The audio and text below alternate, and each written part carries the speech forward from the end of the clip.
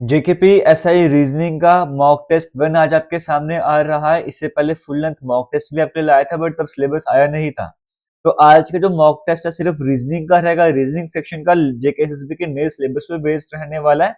तो क्या आप 30 प्लस स्कोर कर पाओगे? हालांकि पेपर आपको 40 मार्क्स का आने वाला है। तो पहला रीजनिंग का मॉक टेस्ट है, तो क्या आप 30 प्लस स्कोर कर पा रहे हो? कमेंट सेक्शन में जरूर बताइए। और जेकेएसएसबी, एसएससी, रेलवे के किसी भी एग्जाम की तैयारी कर रहे हो, यह मॉक टेस्ट आपके काम आने वाला है। तो बिना टाइम वेस्ट किए स्टार्ट करते हैं आज के इस मॉक टेस्ट को। क्वेश्चन नंबर 1 आपके सामने स्क्रीन में है, और आपको मैं पहले ही बता दूं, ये जितने भी क्वेश्चंस आपके सामने आएंगे ये सभी किसी न किसी एसएससी के एग्जाम में पूछे गए या किसी और एग्जाम में पूछे गए क्वेश्चंस हैं।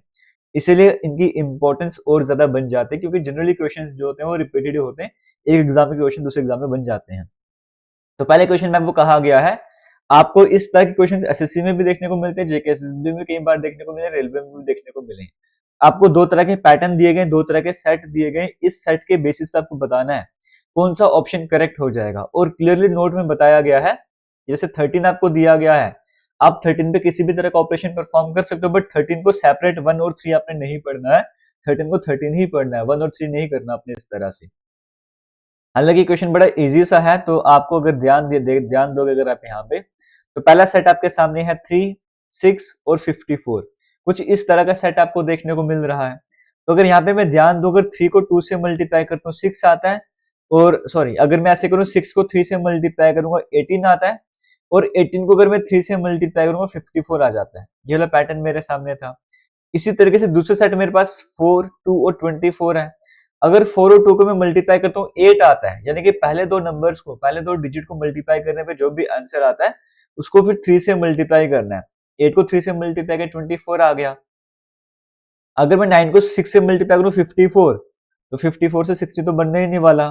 5 को अगर मैं 3 से मल्टीप्लाई करता हूँ 15, फिर 15 को 2 से मल्टीप्लाई करने पे 30 आता है। बट पैटर्न हमारे पास क्या है, 3 से मल्टीप्लाई करना पड़ेगा। अगर मैं 3 को 4 से मल्टीप्लाई करूं 12 आता है, और 12 को जब मैं 3 से मल्टीप्लाई करूं 36 आता है। इसका मतलब सी वाला ऑप्शन है, वहां पर पैटर्न एग्जैक्टली फॉलो हो रहा है।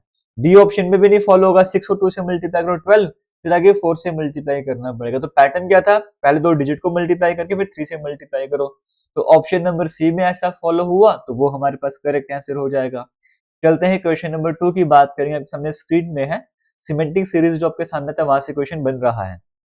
यहाँ पर देखिए, अगर ध्यान दोगे यहाँ पर, अगर मैंने पहले भी चैप्टर पढ़ा है, दो तरीके होते हैं इस क्वेश्चन को कवर करने के। एक होता है डिवाइड करके, एक होता है सिंपल क्वेश्चन को देखकर। अगर मैं क्वेश्चन को देखूं यहाँ पर, तो यहाँ पे सीक्वेंस मुझे देखने को मिल रही है एम, आर और पी एक साथ मुझे देखने को मिल रहा है। और जब मैं यहाँ पे जा रहा हूं, अगर मैं यहाँ पे भी आर अगर लगा दूं, तो एम आर पी यहाँ पर भी बन जाएगा, है ना। अगर मैं यहाँ पर भी एम लगा दूं और यहाँ पे पी लगा दूं, तो एम आर पी यहाँ पर भी बन रहा है। तो एक सीक्वेंस तो मेरे पास बन ही रही है। वो सीक्वेंस क्या है, ये T M R P, T M R P, T M R P, T M R P, है ना। इस तरह से आपको देखने को मिल रहा है। तो टी एम आर पी से पहले क्या स्टार्ट होता है, टी, जैसे ये टी एम आर पी मेरे सामने आ रहा है ना। ये टी से पहले हम हर बार क्या आ रहा है, पी आ रहा है, तो टी से पहले पी आना चाहिए। मतलब इसका करेक्ट आंसर वो होगा जहां की पहली ब्लैंक में पी होगा, दूसरी ब्लैंक में आर, फिर तीसरी ब्लैंक में एम। तो ऐसा मुझे एक ही ऑप्शन, बी ऑप्शन देखने को मिल रहा है। या फिर आप ऐसे भी बोल सकते हो P T M R, P T M R, ये सीक्वेंस बन रही है। क्वेश्चन को करने के कई सारे तरीके हैं, बट एग्जैक्ट आंसर आपका आना चाहिए। तो ऑप्शन नंबर बी आपका सही रहा। आगे चलते हैं, थर्ड क्वेश्चन की बात करते हैं। एक क्वेश्चन आपका 2 नंबर का आता है, उसी के हिसाब से पेपर डिजाइन करा जा रहा है, और गलत होगा तो नेगेटिव मार्किंग भी है। तो अपने हिसाब से देख लेना स्कोर आप कितना कर रहे हो।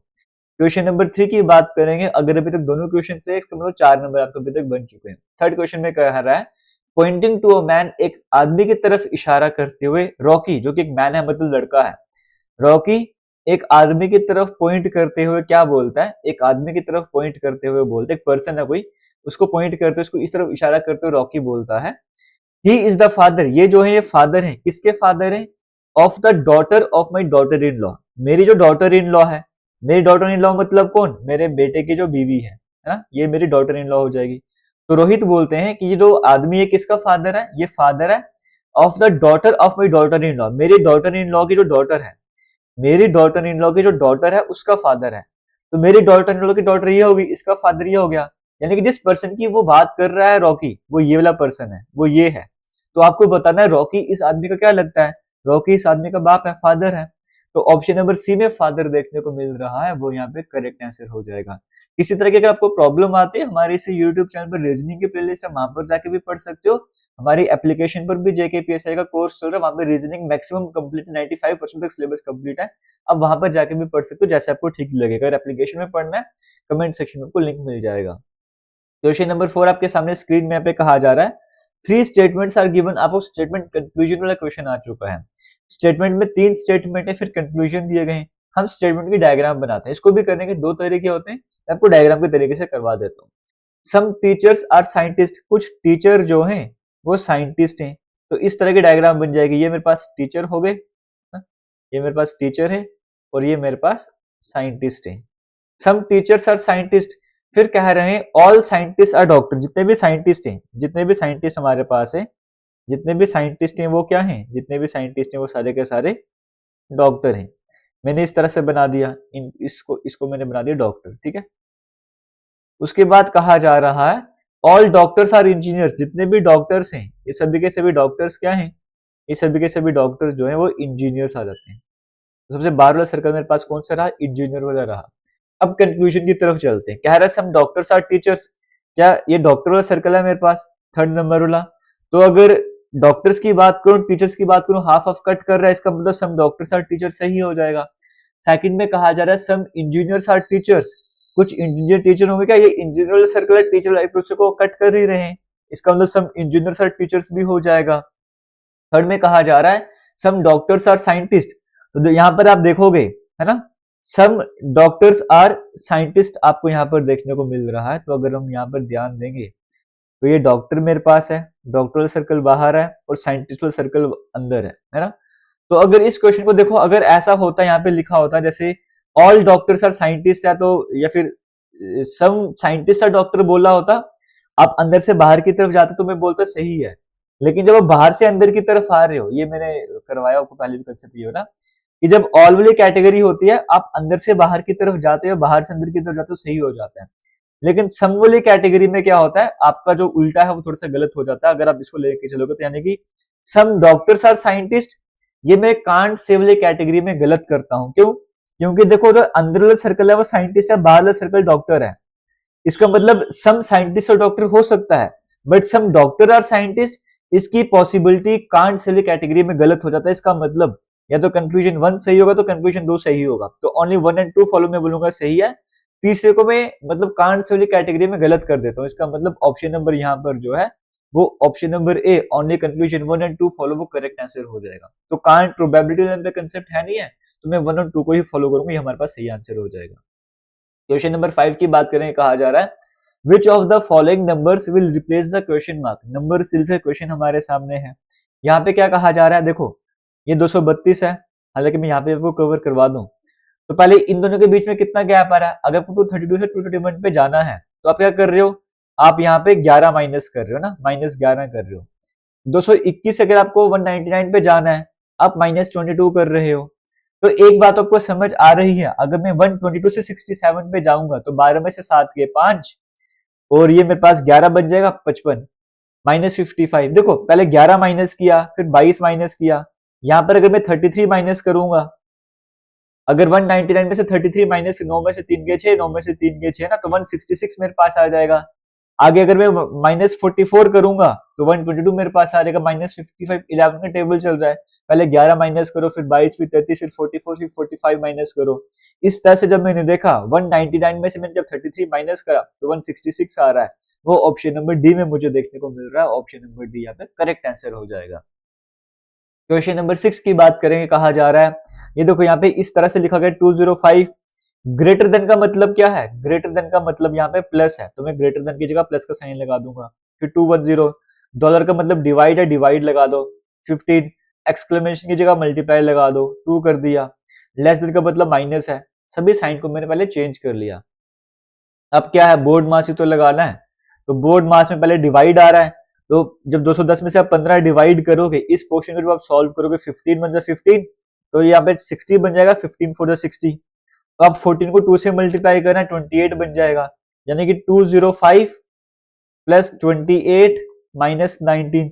अब आपको इसको ही तो सॉल्व करना था, तो 205 और 28 आप ऐड करोगे तो 233 आपके पास आ जाएगा। 233 में से आपको 19 माइनस करना है, तो 13 में से 9 गए 4, 2 में से 1 गया 214 आपको ऑप्शन नंबर सी में देखने को मिल रहा है, वो यहाँ पे करेक्ट आंसर हो जाएगा। बोर्ड मास्टर कंसेप्ट यहाँ पे लग रहा था। क्वेश्चन 7 की बात करेंगे, यहाँ पे कहा जा रहा है प्लायर्स, PLIERS, प्लायर्स की जो कोडिंग है वो करी गई है MMAFJO। शॉवल की कोडिंग भी करी गई, रेंच की कोडिंग क्या हो जाएगी, पहले पैटर्न पहचानना पड़ेगा। देखो P16 नंबर पे आता है, O15 नंबर पे आता है, L12 नंबर पे आता है, J10 नंबर पे आता है, I 9th नंबर पे आता है, 6 नंबर पे आ रहा है। तो पैटर्न मुझे समझ आ रहा है, पहले -1 किया है, फिर -2 किया है, फिर -3 किया है, 5 से आप 1 पे जा रहे हो, -4 किया हुआ है, आप 18 से 13 पे जा रहे हो, -5 किया हुआ है। तो आप कर क्या रहे हो, -1 2 3 4 5 6, बट रिवर्स डायरेक्शन में। जिसको नहीं समझ आया, एक बार इसका मैं आपको आंसर करवाता हूँ, फिर आपको और क्लियर हो जाएगा यहाँ पे क्या पैटर्न चल रहा था। जिसने पहले चैप्टर पढ़ा हुआ ये वाला कोडिंग डिकोडिंग, उनको तो बड़े मजे से बड़े आराम से समझ आ ही गया होगा। तो यहाँ पर क्या चल रहा था, देखो मैं लिखता हूँ रेंच, WRENCH,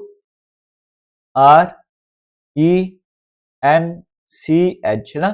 W आता है 23 नंबर पे, R आता है 18 नंबर पे, E आता है 5th नंबर पे, N आता है 14 नंबर पे, सबकी नंबरिंग लिख दी, C 3rd नंबर पे, H 8 नंबर पे। अब यहाँ पे -1 करना है, फिर -2, -3, -4, -5, -6, ये वाला पैटर्न था। 23 में से 1 माइनस करो 22, और 22वें नंबर पे V आता है। 18 में से 2 माइनस करो 16, 16 नंबर पे P आ जाता है ना। फिर 5 है, 5 में से 3 माइनस करो 2, दूसरे नंबर पे B आता है। 14 में से 4 माइनस करो 10, 10th नंबर पे J आता है। 3 में से आपको 5 माइनस करना है, लेकिन 29 में से 5 आपको माइनस करना है 24, यानी कि X आपके पास आ जाएगा ना। 29 में से आपको 5 माइनस करना है ना, तो 24 आ जाएगा। 8 में से आपको 6 माइनस करना है 2, यानी कि B आ जाएगा। तो BXJBPV, यानी कि ऑप्शन नंबर बी आपको देखने को मिल रहा है, वो यहाँ पे करेक्ट आंसर हो जाएगा। तो पूरे क्वेश्चन को सॉल्व करवाया ताकि आपको पैटर्न इजीली समझ आ सके। क्वेश्चन नंबर 8 में कहा जा रहा है, इनमें से एक ऑड है, वो आपको बताना है अलग कौन सा है, वो आपको पहचानना है और बताना क्या करेक्ट आंसर हो जाएगा। और आपको बता दूं, इसका अगर आपको पीडीएफ चाहिए, आप हमारी एप्लीकेशन एके क्लासेस इंस्टॉल कर लीजिए, वहां पे आपको कमेंट सेक्शन में भी लिंक मिल जाएगा। तो आप वहां पे ये फ्री में अपलोडेड होंगे, आप इनको आराम से कभी भी डाउनलोड करना चाहो या टेस्ट देना चाहो तो कभी भी दे सकते हो। एक वहां पे फोल्डर बन जाएगा आज ही, जहां पर लिखा होगा मॉक टेस्ट यूट्यूब। आप वहां पर जाके इन्हें ओपन कर सकते हो, कभी भी जाके अटेम्प्ट कर सकते हो, ठीक है। 3 of the following 4 clusters are like in a certain way and one is different. Find the odd one out. odd one आपको बताना। देखो अगर मैं ADZV की बात करूंगा, MPNK की बात करूंगा, मैं यहाँ पे अगर देखूंगा तो M का N रिवर्स होता है, P और K रिवर्स होते हैं। अगर मैं FIUR की बात करूंगा तो F और U रिवर्स होते हैं, I और R रिवर्स होते हैं, T और G रिवर्स होते हैं, D और W रिवर्स होते हैं, A और Z तो रिवर्स होते हैं, लेकिन D का रिवर्स तो W होता है, यहाँ पे V है। इसका मतलब ए वाला ऑप्शन गलत था, वहां पे सभी पैटर्न अपोजिट वाले नहीं थे, तो ऑप्शन नंबर ए ही अलग है, वही हमको बताना था। क्वेश्चन नंबर 9 की तरफ चलेंगे। अगर अभी तक आपके सही क्वेश्चन सभी सही हुए, इसका मतलब 16 मार्क्स आप गेन कर चुके हो। क्वेश्चन नंबर 9 में डिक्शनरी के अकॉर्डिंग आपको इनको अरेंज करना है। देखो APP तो सब जगह कॉमन है, वहां से मैं पता नहीं लगा पाऊंगा। APP तो सभी जगह कॉमन है, यहां से मैं नहीं पता लगा पाऊंगा डिक्शनरी में पहले क्या आएगा कि बाद में क्या आएगा। लेकिन इनके बाद के वर्ड्स की बात करूंगा, ये 4 और 5 में ए आ रहा है, इसका मतलब इन दोनों में से पहले कोई आएगा। फिर आर भी कॉमन है, यहाँ पे आई है, यहाँ पे ई है, ई 5th नंबर पे आता है, आई 9th नंबर पे आता है, इसका मतलब सबसे पहले तो 5th वाला आएगा, उसके बाद 4th वाला आएगा। 5 और 4 हमें एक ही जगह देखने को मिल रहा है, तो आगे चेक करने की जरूरत ही नहीं है। ऑप्शन नंबर सी हमारे पास करेक्ट आंसर हो जाएगा। क्वेश्चन 10 की बात करते हैं। एनालॉजी से पूछा गया है, वैकेंट का रिलेशनशिप एम्प्टी के साथ है, इनॉर्मस का किसके साथ। वैकेंट मतलब इसका सिनोनिम दिया हुआ है खाली, एनॉर्मस का मतलब बड़ा साइज में, जब huge, option number C correct answer हो जाएगा। ये सिनोनिम की कैटेगरी में आपके सामने क्वेश्चन बना हुआ था। क्वेश्चन नंबर 11 में कहा गया डाइस की दो पोजीशन बताई गई, आपको बताना है कि एक्स के अपोजिट में क्या है। देखो एस और यू कॉमन है, एस और यू कॉमन है, एक्स का अपोजिट टी हो जाएगा, तो टी हम करेक्ट आंसर बोल लेंगे। क्वेश्चन 12 की बात करेंगे, आपको फिगर बेस्ड पैटर्न से क्वेश्चन बना हुआ है।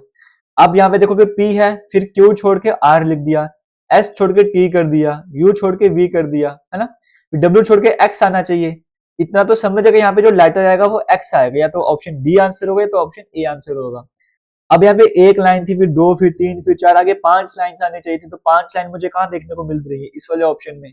तो ये मेरे पास करेक्ट आंसर हो जाएगा, आगे चेक करने की जरूरत ही नहीं थी। क्वेश्चन 13 की बात करेंगे, फिर से ब्लड रिलेशन से क्वेश्चन बना, कहा गया looking at the portrait of a man, एक पोर्ट्रेट की तरफ देखते हुए मोहन कहता है, एक फोटोग्राफी मान के चलो, उसको देखते हुए मोहन कहता है हिज मदर, इसकी जो मदर है, इज द वाइफ, ये वाइफ है, किसकी वाइफ है, माई फादर सन, ये कौन है, ये जो मेरे फादर का बेटा है, मेरे फादर का बेटा है, मेरे फादर ये हो गए, है ना, उनका बेटा मतलब इसी का भाई हो जाएगा, और ये मैन जो मोहन बात करता है, मोहन यहाँ पर आ जाएगा। And I have no brother and sister, और मेरा कोई भाई बहन है ही नहीं है, इसका मतलब ये अपनी ही बात कर रहा है यहाँ पर, इसका कोई भाई बहन है नहीं है, तो मोहन अपनी ही बात कर रहा है यहाँ पर। तो at whose portrait was Mohan looking, Mohan किसके पोर्ट्रेट की तरफ देख रहा था, यहाँ पे आगे his sister, his son, his cousin. एक बार मैं फिर से इसको क्वेश्चन को सॉल्व कर लेता हूँ, क्योंकि मैं कहीं पे गड़बड़ कर चुका हूँ, यहाँ पे देखता हूँ कहाँ पर मैंने गलती करी है। एक पोर्ट्रेट है, उस पोर्ट्रेट को देखते हुए मोहन कह रहा है, मोहन क्या कह रहा है, his mother is the wife of my father son, इसकी जो मदर है वो वाइफ है, किसकी वाइफ है, ऑफ माई फादर सन। ये अगर मोहन है, मोहन बोलता है मेरे फादर का जो बेटा है, मेरे फादर का बेटा मतलब वो अपनी ही बात कर रहा है, my father son. I have no brother and sister, मेरा कोई ना ही भाई है ना ही बहन है, तो किसके पोर्ट्रेट की तरफ मोहन देख रहा था, ये मोहन यहाँ पर आ गया, है ना। हाँ ठीक डायग्राम, पहले भी ठीक डायग्राम बनी थी, पहले भी कोई गलती वगैरह मैंने नहीं करी थी यहाँ पे, वो मैंने क्वेश्चन गलत पढ़ दिया, मोहन है तो पोर्ट्रेट तो यहाँ पर था ना, पोर्ट्रेट यहाँ पर था, तो मोहन किसके पोर्ट्रेट की तरफ देख रहा था, ये मोहन है, मोहन की वाइफ, मोहन का बेटा, तो अपने बेटे के फोटोग्राफ की तरफ देख रहा था, इसका मतलब his son. Option number B यहाँ पे करेक्ट आंसर हो जाएगा। डायग्राम पहले भी सही बनी थी, बट मैं इसको ही पोर्ट्रेट मान रहा था, इसलिए मैं गलती कर रहा था।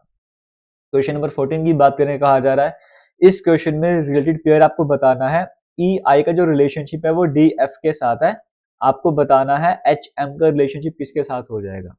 अगर यहाँ पे ध्यान दिया जाए, ई फिफ्थ नंबर पे आता है, आई नाइन्थ नंबर पे, डी फोर्थ नंबर पे, एफ सिक्स नंबर पे, 5 से 4 पे गए हो -1 किया हुआ है, 9 से 6 पे जा रहे हो -3 किया हुआ है, पैटर्न क्या है -1 और -3।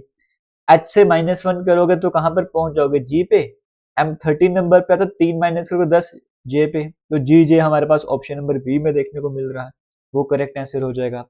15th क्वेश्चन की बात करते हैं, अगर आप ये सही कर लोगे आपको 30 मार्क्स तो आ ही जाएंगे, फिर एक क्वेश्चन और सही करोगे 30 प्लस आप स्कोर कर ही लोगे। In a certain code language, bold की कोटिंग, BOLT, बोल्ट की जो कोटिंग है वो है 2965, DOLE, डोल की जो कोडिंग है वो है 5723, TADY की जो कोडिंग यहाँ पर करी गई है वो है 0368, MASB की जो कोडिंग है वो है 4819। आपको बताना है BTO का कोड क्या हो जाएगा, तो ध्यान दिया जाए, अगर मैं इस पे फोकस करूं और इसमें फोकस करूं, बी कॉमन है, अगर बी कॉमन है तो बी यहां से भी काट दो, बी यहां से भी काट दो, तो कॉमन क्या है, 9 कॉमन है, 9 यहां पर भी था, 9 यहां पर भी था, इसका मतलब बी की जो कोडिंग है वो 9 समझ आ चुकी है।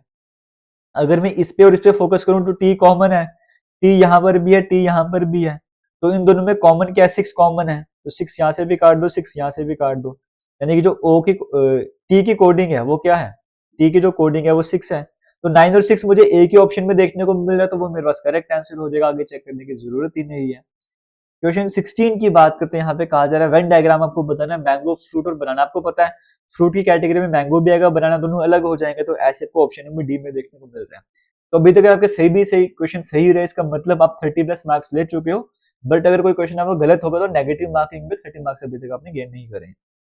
क्वेश्चन नंबर 17 की बात करें, कहा जा रहा है 6 गर्ल्स हैं, मानसी, श्वेता, मोनिका, पायल, आरती और काजल, वो एक रो में बैठी है जो कि नॉर्थ की तरफ फेस कर रहे हैं, और इस ऑर्डर में नहीं बैठे हैं, जरूरी इसी ऑर्डर में बैठे होंगे। तो ये 6 गर्ल्स हैं, 1 2 3 4 5 6, इनका फेस नॉर्थ की तरफ, इसका मतलब ऊपर की तरफ देख रहे हैं। अगर ऊपर की तरफ देख रहे हैं तो इस साइड जब मैं आऊंगा तो राइट साइड हो जाएगा, इस साइड जब मैं जाऊंगा तो लेफ्ट साइड हो जाएगा, है ना, क्योंकि राइट, अगर नॉर्थ की तरफ देख रहे हैं, ऊपर की तरफ देख रहे हैं, इस साइड राइट हो जाएगा, इस साइड लेफ्ट हो जाएगा। कहा जा रहा है Shweta is second to the left of Aarti, Shweta जो है सेकंड लेफ्ट ऑफ आरती है, Shweta is second to the left of Aarti. अगर मैं श्वेता यहां पर बनाऊंगा तो श्वेता कहां पर है, second to the left of Aarti, Aarti के सेकंड लेफ्ट में है, मैंने इस तरह से बना दिया। अगर मैं इसको यहां पर बनाऊं, ये श्वेता बना दिया, ये आरती के सेकंड लेफ्ट में है ना, एक सेकंड रुकिए, आरती के सेकंड लेफ्ट में, ये मैंने बना दिया क्योंकि लेफ्ट साइड जो है वो हमेशा इस साइड ही आएगा क्योंकि नॉर्थ में फेस कर रहे हैं। फिर कहा गया Payal is second to the right of Kajal. Payal कहां पर है? पायल की जब मैं बात करूंगा वो कहां पर है? Second to the right of Kajal. Kajal के सेकंड राइट में पायल है। Kajal is to the immediate left of Shweta. Kajal कहां पर है? श्वेता के बिल्कुल लेफ्ट में है। श्वेता के बिल्कुल लेफ्ट में कौन है? काजल मेरे पास है, ये मैंने बना दिया है ना। और काजल के बाद एक ब्लैंक छोड़ के पी था, मैंने पी भी बना दिया, इस तरह से बना दिया। कुछ मिसिंग है क्या यहाँ पे? Payal is second to the right of Kajal, Kajal is second to the right of Monica. और काजल कहां पर है? मोनिका के सेकंड राइट में है। इसका मतलब मोनिका यहाँ पे रही होगी। फिर डायग्राम इस तरह से बन चुकी है, एम, फिर ये के आ गया, ये एस आ गया, पी आ गया और ये ए आ गया, है ना। आपसे पूछा है who is sitting to the immediate left of Aarti. Aarti के इमीडिएट लेफ्ट में कौन बैठा है? पी, यानी कि पायल बैठी है। ऑप्शन नंबर सी हमारे पास करेक्ट आंसर हो जाएगा। तो ये क्वेश्चन भी यहाँ पर कंप्लीट होता है। आगे चलते हैं, क्वेश्चन नंबर 18 की बात करते हैं। यहाँ पे कहा जाता है क्वेश्चन मार्क की जगह क्या आ जाएगा? 63 में अगर मैं 4 ऐड करूंगा तो भी 67 आएगा। 67 में अगर मैं 5 3 8 ऐड करूंगा तो भी 75 आएगा। 75 में अगर मैं 12 ऐड करूंगा तो सिंपल है, 4 8 12, आगे कितना ऐड किया हुआ है? 16 ऐड किया हुआ है। फिर आगे 20 ऐड करना था तो 103 में अगर जब मैं 20 ऐड करूंगा 123 आ जाएगा। ऑप्शन नंबर डी में मुझे देखने को मिल रहा है, वो यहाँ पर करेक्ट आंसर हो जाएगा। आगे चलते हैं, क्वेश्चन 19 की तरफ बढ़ रहे हैं। अगर आपके सभी क्वेश्चन सही हो रहे हैं तो आपकी रीजनिंग की तैयारी सही जा रही है, क्योंकि सभी एसएससी एग्जाम में पूछे गए क्वेश्चन और एसएससी का लेवल अच्छा ही रहता है। I drove 50 kilometre towards east from a city S. एक सिटी एस है, वहां से मैं 50 किलोमीटर ईस्ट की तरफ जाता हूँ। यहाँ से मैं 50 किलोमीटर ईस्ट की तरफ चला गया। उसके बाद कहा गया राइट साइड टर्न करो, 30 किलोमीटर जाता हूँ। यहाँ से मैं राइट साइड टर्न करके, राइट साइड मतलब नीचे की तरफ आ गया, 30 किलोमीटर मैंने ट्रेवल कर दिया। अब मैंने लेफ्ट साइड में, यहाँ से जब मैं लेफ्ट साइड जाऊंगा तो यहाँ पर आ जाऊंगा और मैं 30 किलोमीटर आ जाऊंगा। 30 किलोमीटर यहाँ पर आ गया। फाइनली मैं राइट साइड में टर्न करता हूँ, मतलब यहाँ से नीचे की तरफ आता हूँ और 30 किलोमीटर जब मैं जाता हूँ तो मैं सिटी एफ तक पहुंच जाता हूँ, है ना। ये इस तरह से मैंने बना दिया। तो शॉर्टेस्ट डिस्टेंस निकालना आपको एस और एफ के बीच, यानी कि ये जो आपको शॉर्टेस्ट डिस्टेंस है ये निकालना है, ठीक है। ये आपको निकालना है। इसके लिए आपको क्या करना पड़ेगा? ट्राइंगल बनानी पड़ेगी। यहाँ से मैंने इस तरह से कर दिया और यहाँ से मैंने इस तरह से कर दिया, है ना। तो आपको बताइए हाइपोटेन्यूज हो जाएगा इक्वल्स टू बेस का स्क्वायर प्लस परपेंडिकुलर का स्क्वायर। ये पूरी साइड कितनी हो जाएगी? 50 है और 50 में 30 भी ऐड करूंगा। तो यानी कि एक तरफ मेरे पास 80 का स्क्वायर करना पड़ेगा, दूसरी तरफ मुझे कितना करना पड़ेगा? 60 का स्क्वायर करना पड़ेगा, है ना। तो ये 6400 प्लस 3600, ये मेरे पास कटने के बाद 100 मेरे पास आंसर आ जाएगा। आप सॉल्व करके देख लो, ऑप्शन नंबर डी हमारे पास करेक्ट आंसर हो जाएगा। क्वेश्चन नंबर 20 आपके सामने, हालांकि आपके सामने 21 क्वेश्चन लाया हूँ, पेपर में 20 क्वेश्चन आएंगे, बट 21 क्वेश्चन आपके सामने लेकर आया हूँ, तब भी करो 30 प्लस स्कोर कर लेना। इस क्वेश्चन में कहा जा रहा है Tania is older than Eric. Tania जो है वो एरिक से बड़ी है, मैंने बना दिया। Cliff is older than Tania. Cliff जो तानिया से बड़ा है। कहा था if the first two statement are true, अगर पहली दो स्टेटमेंट सही हैं, द थर्ड स्टेटमेंट में क्या कहा गया है? Eric is older than Cliff. Eric तो बड़ा हो ही नहीं सकता क्लिफ से, क्योंकि क्लिफ जो है बड़ा एरिक से, इसका मतलब तीसरी स्टेटमेंट गलत है ना। तो third statement is false. Option number B हमारे पास करेक्ट आंसर हो जाएगा। और आज के लास्ट क्वेश्चन की तरफ चलेंगे। यहाँ पे कहा जा रहा है आपको पेपर अनफोल्डिंग फोल्डिंग वाला क्वेश्चन बनना हुआ है।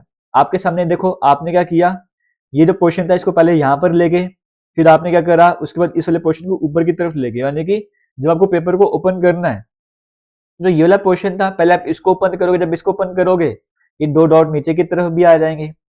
फिर आपने क्या करना है, जब वापस खोना तो इसको दोबारा इस तरफ ले जाओगे। जब आपको इसको इस तरफ ले जाओगे यानी आपको ये 4 सर्कल आपके यहाँ पर भी बन जाएंगे, है ना। इसी तरह से आपको डायग्राम देखने को मिलेगी, और जो एक सिंगल सर्कल था ये भी यहाँ पर आ जाएगा। तो ऐसी डायग्राम आपको कहाँ पर देखने को मिल रही है? ऑप्शन नंबर ए में। तो ऑप्शन नंबर ए यहाँ पे एंड हो जाएगा। इसी के साथ आज का रीजनिंग का मॉक टेस्ट आपका कंप्लीट हो चुका है। वीडियो अच्छी लगे तो वीडियो को शेयर कीजिएगा। रीजनिंग के कम से कम 5 फुल लेंथ मॉक आपको इस यूट्यूब चैनल पर देखने को मिलेंगे। इसी तरह से इंग्लिश के भी कम से कम 5 फुल लेंथ मॉक आपको देखने को मिलेंगे, जीके के देखने को मिलेंगे, कंप्यूटर के मैथ के देखने को मिलेंगे। उसके बाद अगर टाइम रहेगा तो हम फुल लेंथ मॉक भी लाएंगे। अगर आप चाहते हो कंटिन्यू चलता रहे तो वीडियोस को जितना हो सकता है शेयर कीजिएगा। पहली बार है तो सब्सक्राइब कीजिएगा और टेलीग्राम को ज्वाइन कीजिएगा। थैंक यू एंड जय हिंद।